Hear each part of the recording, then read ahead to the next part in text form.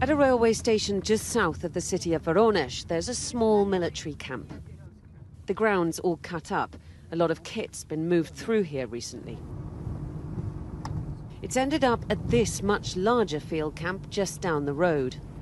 Seems to be a pretty big operation that they've got going on here, and that we've driven right into the middle of.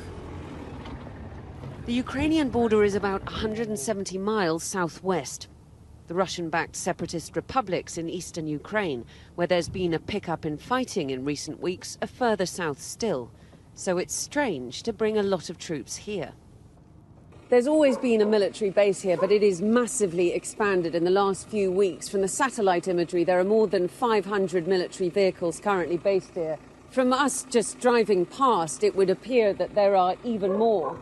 You can see how they've used the local facilities, the local playground, to do their training exercises. Just exercises is Russia's stated rationale for moving more troops into Crimea and to the border with Ukraine than at any time since 2014, at the height of the Ukrainian war. They're coming from far and wide across Russia.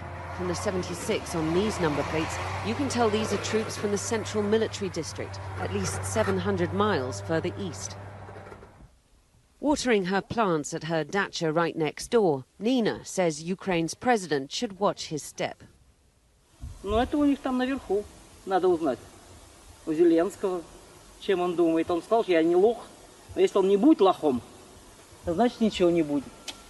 А если будет лохом, значит, может, и будет.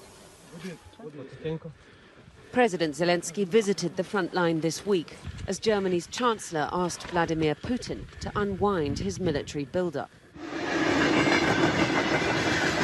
Russia says what it does on its soil is its business, but has threatened the end of days if Kiev steps up what the Kremlin calls Ukrainian aggression against the separatist regions, where Russia has now supplied passports to more than 400,000 people. Начало боевых действий – это начало конца Украины. Это самострел. Выстрел себе не в ногу, а в висок. Если там будет, как говорит наш президент, устроена серебряница, видимо, вынуждены будем встать на защиту. So what's Russia up to? Coercive diplomacy or a prelude to war? If you want to start a war, you don't warn everybody in advance, you don't waste weeks in discussions, moving troops ostentatiously, or like making statements and warnings. That's not, at least that's not the Kremlin's style of waging wars. If these are signals, then they're hard to read. But what's clear is that Russian troops are ready for whatever the Kremlin plans. Diana Magne, Sky News, near Voronezh, Russia.